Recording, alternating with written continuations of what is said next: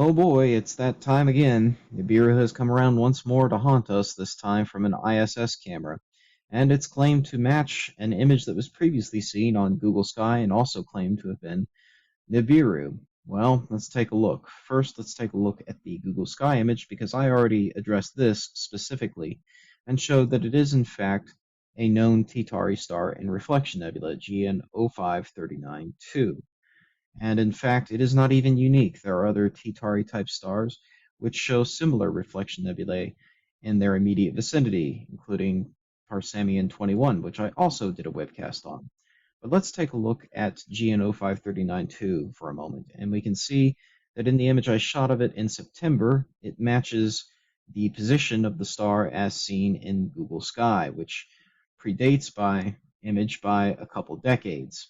And in fact, you can go even farther back than that and still find that this star and nebula are exactly where they've always been relative to the background stars. They're not moving at all. So this GIF time lapse here covers the time frame from the original Palomar Sky Survey in the 1950s through the image that was used to create Google Sky by the second Palomar Sky Survey to my image taken in September with my own telescope. And you can see that uh, the nebula and the star haven't moved at all in all of that time. They're still exactly where they have always been relative to the background stars. Now, if this were a solar system object, we would see it moving, both due to its own orbital motion around the sun and due to parallax from Earth's motion around the sun. Even if it were coming at us in a straight line, we would still see it moving due to parallax. Yet we don't see any motion at all. The only motion we do see is in this high proper motion star over here, unrelated to GNO 5392. So no, GNO 5392 is not Nibiru. It's not a solar system object. It's a distant star and reflection nebula. So now let's address the ISS image, which is what we see over here on the left, which hilariously has been labeled to try to stretch and reach and grasp those straws and claim that, oh yes, look, the points on the squiggly line match these stars, therefore it's the same thing? Yeah, that makes zero frickin' sense. Let's take a look at this. So he claims now that this can't possibly be any kind of debris or smudge on the lens. That's impossible because it's a high grade ISS camera, which is also commercial off the shelf equipment. Yeah, it's so commercial off the shelf that they have to put it in a pressurized box, which he points out, and he seems to think this means it can't possibly be debris or smudges on the lens. That's impossible. Mm-hmm. Mm-hmm. Actually, it has the opposite effect. So let's take a look, shall we? Here's a diagram of HDEV. This is the camera that he's pointing to. And you can see it here, and it's all nice and enclosed and sealed up, ready for flight, right? Well, who made it ready for flight, first of all? Well, it turns out it was a high school project, pretty much. I mean, sure, there were real space engineers who worked on this thing and put it together, but principally this thing has been an outreach project and more specifically an educational outreach project. There's a program called Hunch which helped put this thing together. Students, high school students, actually fabricated the parts for flight. High school students, yeah. And like I said, these are commercial off-the-shelf cameras. These cameras were not designed to handle the vacuum of space. So what did they do? They put them in a pressurized vessel that could be sealed up and purged with nitrogen and held at atmospheric pressure. That way they could control the temperature and have actual convection cooling the cameras, because the cameras were designed to be operated in an atmosphere, not designed to operate in a vacuum. These are commercial cameras from various companies, various Japanese companies to be specific, and they were not designed for spaceflight specifically. They were designed to operate in an atmosphere. If you don't have an atmosphere, heat will not be carried away via convection. The way that electronics are normally designed, it's assumed that they're going to be operating in an environment that has an atmosphere. And so heat will radiate away from the parts and heat will be carried away from the parts via convection. If that doesn't happen, if they're sitting in a vacuum, then there's nothing to carry that heat away. And so it has to radiate away, which is a slower process. And basically, you can get parts overheating and the cameras will die. Not good. So, what do? Well, in this case, the solution was to simply put it in a nitrogen-purged sealed unit that would hold pressure and allow the cameras to operate normally while looking out through windows. Great.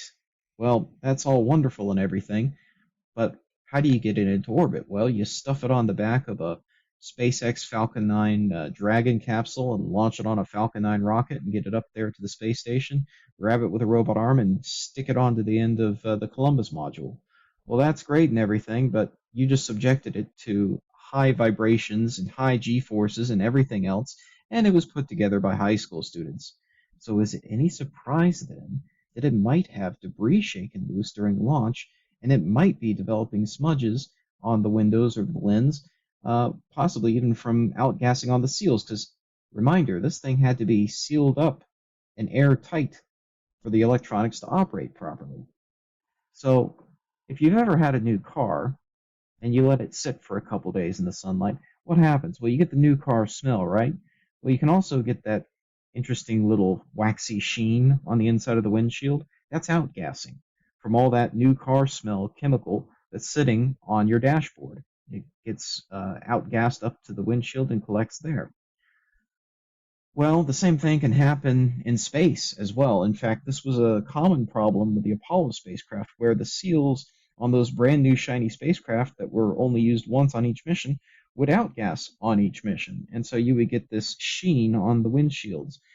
Basically, this film would form on the inside of the windows of the spacecraft. And if you look at some of the Apollo photography from inside the spacecraft, you'll notice there's oftentimes glare, blue glare coming from the windows as sunlight is filtered in and basically diffused by that film that's forming on those windows. But more important than the expectation that it's somehow impossible for these cameras to have any kind of smudge or debris on them, which is just silly. Putting that aside, we have rock solid evidence that that's exactly what it is. It's undeniable because it's always there on the front-facing camera.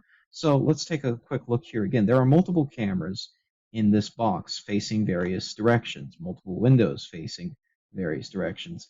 But the forward-facing camera specifically is what this is.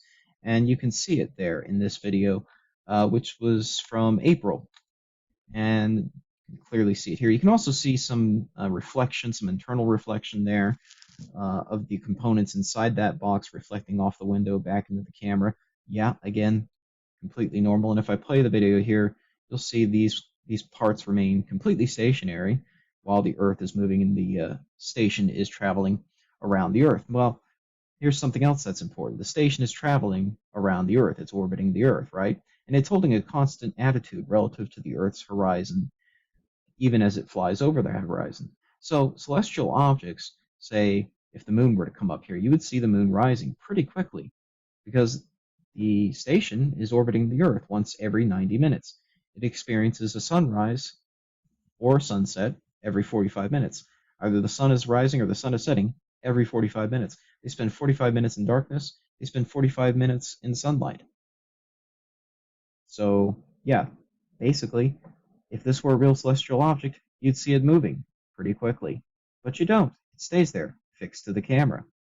Well, that can only mean one thing. Even if this were somehow a real object, separate from ISS, separate from this camera, that would mean it would have to be in low Earth orbit, near the station. Very near the station, because it apparently has zero relative velocity relative to the station. So, there you go. If this is Nibiru, then Nibiru is orbiting Earth, and it's right next to ISS. Oh my gosh, freak out time. But this isn't the only video either. I can show you plenty of other examples. Here's another one. There it is again. And once again, it's completely stationary relative to the camera. It's fixed on the camera. Duh. I'm sorry. That's all this is. It's just a bit of smudge or debris on the camera. Oh, here's another one. There it is again. This one's from 2014, so it's apparently been there in that same position relative to ISS since May 2014 at least. And in fact, if we go back to the paper that was published on this by the group that put this whole thing together, oh, look at this. Columbus Eye, High Definition Earth Viewing Experiment, HDEV, from on the ISS in secondary schools. In other words, high schools. Again, high school project here. If we scroll down to the first figure and zoom in some more. Oh, what's this? What's this? Let's see if I can pan it over here. There it is. Oh my goodness. It's been there since day frickin' one. It's hanging out there in figure 1 of the very paper announcing this device's existence. So apparently, Nibiru is right next to the space station, hanging out there since at least 2014. Wow, that's a big headline right there. Yes, it is just smudge or smuts or debris on the lens. That's all it is. It's not Nibiru. It's not a frickin' planet. I'm sorry. It's just not. And I don't care about your personal incredulity about this, about believing that it's absolutely impossible for an ISS camera to have something on it. Clearly, it does. Regardless of your disbelief, it does. It's unfucking deniable. End of story.